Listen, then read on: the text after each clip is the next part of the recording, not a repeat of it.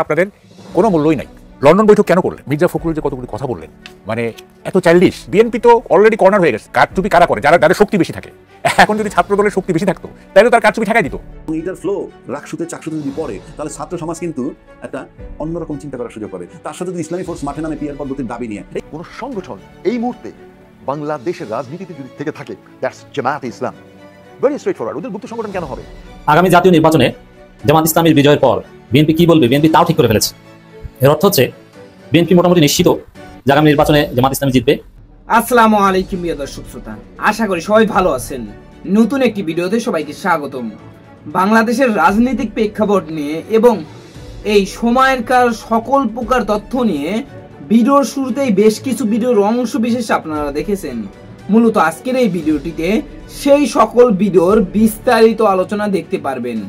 ভিডিওর শুরুতে যে সকল ভিডিও দেখেছেন তা থেকে হয়তো আন্দাজ করতে পেরেছেন আজকের এই ভিডিওটি কতটুকু গুরুত্বপূর্ণ হতে চলেছে। অতএব চলুন না টেনে একটি লাইক দিয়ে সম্পূর্ণ ভিডিওটি দেখে আসি। দেশ আসলে নিরাপদ তাদের কাছে অতীতে যারা সততার পরিচয় দিতে পেরেছে। সোজা, প্লেন অ্যান্ড সিম্পল। আমি হাঁড়ির প্রতিটি ভাত চিপে চিপে দেখবো না যে হাঁড়ি ভাতগুলো চালগুলো সেদ্ধ হয়েছে কিনা। এই একটা ভাত চিপলেই বোঝা যাবে যে আসলে হাঁড়িতে ভাতগুলো এখন খাওয়ার যোগ্য হয়েছে কিনা। অতীতে যদি এমন কোনো দল বা দলের কোনো অংশ এই দেশে তারা কিছু দিয়ে যেতে পেরেছে, এরকম সততা যদি কোনো দল যদি প্রমাণ করেছে অতীতে, তাদের কাছে আমার জন্মদেশের লোকগুলো নিরাপদ থাকবে বলে আমি মনে করি। আর জাতীয় পার্টি আমার দৃষ্টিতে হচ্ছে এরা কেঁচো, এরা কাদা খেয়ে কাদা হাগে, এদের কোনো মেরুদণ্ড নেই। কেঁচোর যেমন মেরুদণ্ড নেই, এদের কোনো মেরুদণ্ড নেই। আর যদি অশ্লীলভাবে বলতে হয়, হেজড়া পার্টি, জাতীয় হেজড়া পার্টি অর্থাৎ Jatiya party. That's all. They should not come to power, they should not even রাজনীতির তাদের উচ্চারণ করা উচিত না। যেভাবে আছে ঠিক সেভাবেই থাকুক। যেভাবে গোলাম ছিল আওয়ামী লীগের, সেই গোলামের স্থানে থাকুক। গোলাম যেন জাতীয় রাজনীতিতে কখনো আবার আবির্ভাব ঘটাতে না পারে। এটা হচ্ছে কেঁচো। আবার বলছি, কেঁচোর যেমন মেরুদণ্ড নেই, এই জাতীয় পার্টিরও কোনো মেরুদণ্ড নেই। কেঁচো যেমন কাদা খেয়ে কাদা হাগে, এদেরকে কাদা খেতে দাও, ওরা কাদা খাবে, এরা কাদাই হাঁকবে। আপনি যে বলছেন যে বিরোধী পক্ষ বা মানে অপোজিশন জামাত ইসলামকে বলছে যে গুপ্ত সংগঠন, গুপ্ত is absolutely rubbish, absolutely rubbish. আমি মনে করি ভেরি ওপেন ট্রান্সপারেন্ট কোনো সংগঠন এই মুহূর্তে বাংলাদেশের রাজনীতিতে যদি থেকে থাকে, that's Jamaat-e Islam. Very straightforward. ওদের গুপ্ত সংগঠন কেন হবে? ওদের বিরুদ্ধে এটা প্রপাগ্যান্ডা, ইটস আ প্রপাগ্যান্ডা। এটা এই যে এত বছর 16 বছর যে টাকাগুলো চুরি করে আওয়ামী লীগ নিয়ে গেছে, সেই টাকার কিছু অংশ তারা এখন ইনভেস্ট করছে দেশে একটা অরাজকতা সৃষ্টি করার জন্য, এবং কিছু কিছু দলকে তারা কিনে নিচ্ছে তাদের পারপাস সার্ভ করার জন্য। Jamaat Islam, it is not that easy to buy Jamaat Islam. প্রতিটি দলকে কেনা যাবে, জামাত ইসলামকে কেনা যাবে না। জামাত ইসলামকে এত সহজ শব্দটাই আসেই না। জামাত ইসলামকে কেনা যাবে না। তাহলে জামাত ইসলামকে যদি কেনা না যায়, কাকে কেনা যায়? সেই দলগুলোকে কেনা যাবে যেই দলের নেতারা রাজনীতিকে পেশা হিসেবে তাই জীবিকা নির্বাহ করছে, রাজনীতিকে পেশা হিসেবে মনে করে, সেই দলগুলোকে কেনা যাবে। যে পৃথিবীর কোনো দেশে গিয়ে আমার কোনো তিক্ত অভিজ্ঞতা হয়েছে কিনা এবং সুখকর অভিজ্ঞতা কি হয়েছে, তাই তো? আমার জীবনের সবচেয়ে কষ্ট, সবচেয়ে দুঃখ এবং মৃত্যুর আগেও আমি স্মরণ করব, আমি ভারতে আমি এতবার গিয়েছি কিন্তু কখনো আমি কোনো রকম কষ্টবোধ করিনি। কিন্তু আমি 2023 অক্টোবর মাসে আমি যখন কলকাতায় নামলাম, কলকাতা বিমানবন্দরে কোনো একটা কারণে আমি যখন বাংলাদেশের পরিচয় দিয়েছিলাম, তখনই কিন্তু তাদেরই মুখ্যমন্ত্রী আগামী জাতীয় নির্বাচনে জামাত ইসলামীর বিজয়ের পর বিএনপি কি বলবে, বিএনপি তাও ঠিক করে ফেলেছে। এর অর্থ হচ্ছে বিএনপি মোটামুটি নিশ্চিত যে আগামী নির্বাচনে জামাত ইসলামী জিতবে, বিএনপির পরাজয় অনিবার্য। এখন জামাত জেতার পর কি বলবো আগে সেটা ঠিক করেন, সেটা ঠিক করছে। আপনি যদি সাম্প্রতিক বিএনপি নেতাদের বক্তব্য শুনেন, সেখানে বিএনপি জিতবে এ ধরনের আত্মবিশ্বাস কিন্তু তাদের মধ্যে নেই। একসময় বলতো প্রচুর যে আমরা 290 আসনে জিতবো, সরকার গঠন করবো, তারেক রহমানের প্রধানমন্ত্রী। কিন্তু কিছুদিন যাবত, বিশেষ করে ডাকসু ইলেকশনের পর ওটা থেমে গেছে। অবশ্য ডাকসু ইলেকশনের পর দুদু একবার বলেছিল, কিন্তু এটা বিএনপির লোকজন এখন আর প্রচার করে না, শেয়ার করে না। তারা কি বলে যে একটি বিশেষ দলকে জিতিয়ে দেওয়ার চেষ্টা করা হচ্ছে। তারা এখন ডাকসু নিয়ে রাজনীতি করছে। কেন?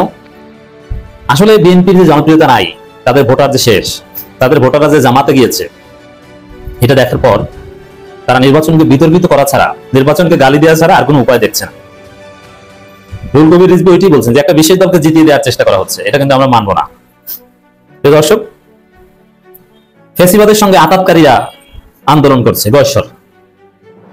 দেখেন, গয়েশ্বর যে প্রোগ্রামে এই বক্তব্য দিয়েছেন সেখান থেকে নাকি তার মোবাইল চুরি হয়েছে, অথবা কাছাকাছি কোনো প্রোগ্রামে বিএনপির লোকজনই তার মোবাইল চুরি করে নিয়ে গেছে। মোবাইল চোরদের দল কি ক্ষমতায় আসতে পারবে? জামাতের কোনো প্রোগ্রামে শুনেছেন যে মোবাইল চুরি হয়েছে? যারা একটা মোবাইলের লোক, গয়েশ্বরের কি আইফোন আছে? আমার মনে হয় না। আইফোন চালানোর মতো স্মার্ট গয়েশ্বর চন্দ্র হয় না। আমি ধরে নিলাম যে 1-2 লাখ টাকা বা 2 লাখ টাকা ফোন, টাকার দামের একটা ফোন আছে। তো এই গয়েশ্বর আশেপাশে যারা থাকে, যাদেরকে নিয়ে চলেন, তারা মোবাইল চোর। এই মোবাইল চোরদের জনগণ ভোট দিবে না, এটা তিনিও জানেন যে আসলে এই মোবাইলের লোক দ্বারা সামলাতে পারবে না, তারা আগামী জাতীয় নির্বাচনে জিততে পারবে। তো এই জন্য জামাত জিতে যাবে। জিতে যাওয়ার পর কি বলবে? এই গয়েশ্বরের বক্তব্য থেকে বোঝা যায় ওই যে ঠিক করেছে, ওইটা বলা শুরু করেছে। বলবে যে আওয়ামী লীগের সঙ্গে আঘাত করে জিতেছে। ওই যে ডাকসুতে শিবির জেতার পর মির্জা আব্বাস বলেছে যে ছাত্রলীগের সাথে আঘাত করে জিতেছে। তো এখন গয়েশ্বর বলছে যে ফ্যাসিবাদের সঙ্গে আঘাত করে আন্দোলন করছে জামাত। এর মানে জেতার পরে বলবে যে আওয়ামী লীগের ভোটে জামাত জিতেছে, দেখছো? আবার বলবে যে জিতিয়ে দেওয়া হয়েছে, একটা ডাইস তৈরি করে জিতিয়ে দেওয়া হয়েছে। নীলক্ষেতের গল্পের মতো অন্য কোনো গল্প তৈরি করে কান্নাকাটি, হতাশা, নির্বাচন কমিশনে যে লিখিত অভিযোগ দেয়া, পারলে মামলা টামলা করা, ফেসবুকে থেকে স্ট্যাটাস দেওয়া, প্রথমে বলবে এই ফলাফল মানি না। এখন ডাকসু নির্বাচন তো জাতীয় পরিস্থিতির কারণে মানতে বাধ্য হয়েছে, আর আগামী জাতীয় নির্বাচন মানতে বাধ্য হবে আন্তর্জাতিক পরিস্থিতির কারণে। সারা পৃথিবী দৃষ্টি থাকবে নির্বাচনের দিকে, জাতিসংঘ, ইউরোপিয়ান যুক্তরাষ্ট্র অবজারভার থাকবে, তারা দেখবে, তারা বলবে যে এটা ভালো নির্বাচন হয়েছে, সেই নির্বাচনে জামাত জিতেছে। কিছু করার নাই বিএনপি, আপনাদের দিন শেষ রাজনীতি। আপনারা যা করছেন ওইটাই করেন, যে নির্বাচনে হারার পর, পরাজিত হওয়ার পর কি বলবেন সেটা বলা শুরু করেছেন, বলেন। কিন্তু এইটাও যদি আবার ভুল করেন, কি বলতে হবে? তাহলে পরের নির্বাচনে জিততে পারবেন না, বরং সেকেন্ড হওয়ার যোগ্যতা হারাবেন। আগামী নির্বাচনে আপনার সেকেন্ড হবেন, কিন্তু যদি এটা সুন্দরভাবে ডিল না করেন, নির্বাচনে পরাজিত হওয়ার পর যে এক্সপ্রেশন সেটা যদি সুন্দরভাবে দিতে না পারেন, তাহলে সেকেন্ড হওয়া আপনাদের কপালে আর জুটবে না। দেখেন বিএনপি কেন পরাজিত হবে, জাস্ট 2টা ঘটনা একটু আপনাদের স্মরণ করিয়ে দিচ্ছি, তারপর নিজেদের মন্তব্য করেন। এরা জিতবে কেন, কিভাবে, কোন যুক্তিতে? গয়েশ্বর চন্দ্র রায় এক জায়গায় গেছেন, তার মোবাইল চুরি করছে। এই মোবাইল চোরা জিতবে? গণবিশ্ববিদ্যালয় ছাত্র সংসদ নির্বাচনে ছাত্রদল অংশগ্রহণ করেছে, সেখানে তাদের ভিপি ক্যান্ডিডেট 1 ভোট পেয়েছে। এর মানে ছাত্রদলের কোনো সমর্থক নাই, তরুণ প্রজন্ম বা এদের মধ্যে কোনো সমর্থক নাই। তো 1 ভোট হয়তো প্রার্থী নিজের, কিন্তু ছাত্রদলের তো ফুল প্যানেল ছিল, বা আরো কিছু ভোট আছে। ছাত্রদলের অন্যান্য প্রার্থীরা কিছু ভোট পেয়েছে, কিন্তু ভিপি ক্যান্ডিডেট কেন 1 ভোট পেয়েছে? এই প্রশ্নের উত্তর খুঁজতে গেলেই আপনি বুঝতে পারবেন যে বিএনপি কেন আগামী নির্বাচনে পরাজিত হবে। পরাজিত হওয়ার মূল কারণ তো চান্দাবাজ হিসেবে তারা প্রতিষ্ঠিত। তো চান্দাবাজদের মানুষ ভোট দিবে না, চূড়ান্ত হিসাবে এটাই। দ্বিতীয় হচ্ছে বিএনপির ভিতরে যে অন্তর্কন্দল এতটা তীব্র, গ্রুপিং এর রাজনীতি, তারা এক গ্রুপ আরেক গ্রুপকে প্রতিপক্ষ দলের চাইতে বড় শত্রু মনে করে। যেমন এই গণবিশ্ববিদ্যালয়ে যেটা হয়েছে, প্রার্থী ঠিক করে দিয়েছে তারেক রহমান, আর সব জায়গাতে তারেক রহমান ঠিক করে দেয়। জাতীয় নির্বাচন এরকম, প্রার্থী ঠিক করে দেবে তারেক রহমান, আর যারা বঞ্চিত হবে, নমিনেশন বঞ্চিত বিএনপি, তারা ঠিকই নির্বাচন করবে অথবা অন্য প্রার্থীকে সমর্থন দেবে, বিএনপির প্রার্থীকে সমর্থন দেবে না। ওই প্রার্থীর বিরুদ্ধে বিদ্রোহ করবে না, কিন্তু তলে তলে বিদ্রোহ কেউ করবে জাতীয় নির্বাচনে। যেমন 1 ভোট যে পেয়েছে, তারেক রহমান যে ভুয়া তার প্রমাণ এটা। তারেক রহমানের সিদ্ধান্তের বিরুদ্ধে অনেকে বিদ্রোহ করে না, কিন্তু সিস্টেমে ভোট দেয় না। এর মানে বিএনপির লোকজনই বিএনপির প্রার্থীর পক্ষে থাকে না। কেন? গ্রুপিং এর কারণে। Barishal group, Bagerhat group, Madaripur group, Chittagong group, Mymensingh group, এরকম বিভিন্ন গ্রুপ আছে। গ্রুপের হিসাব নিকাশ মেলে না, ভোট দেয় না। তো দর্শক, এই জায়গায় এই ভয়ানক গ্রুপিং, এটা হবে আগামী নির্বাচনে বিএনপির পরাজয়ের অন্যতম কারণ। এবং এই গ্রুপিং এর সুবিধাটা সবচেয়ে বেশি নেবে গণ অধিকার পরিষদ এবং এনসিপি। কিভাবে? এখন পর্যন্ত কিন্তু এনসিপির যদি আপনি খুঁজেন, এমপি ক্যান্ডিডেট হওয়ার মতো প্রার্থী আছে সর্বোচ্চ তাদের 10 থেকে 12 জন, গণ অধিকার পরিষদে 4 থেকে 5 জন এমপি ক্যান্ডিডেট। এটা তো সোজা কথা না।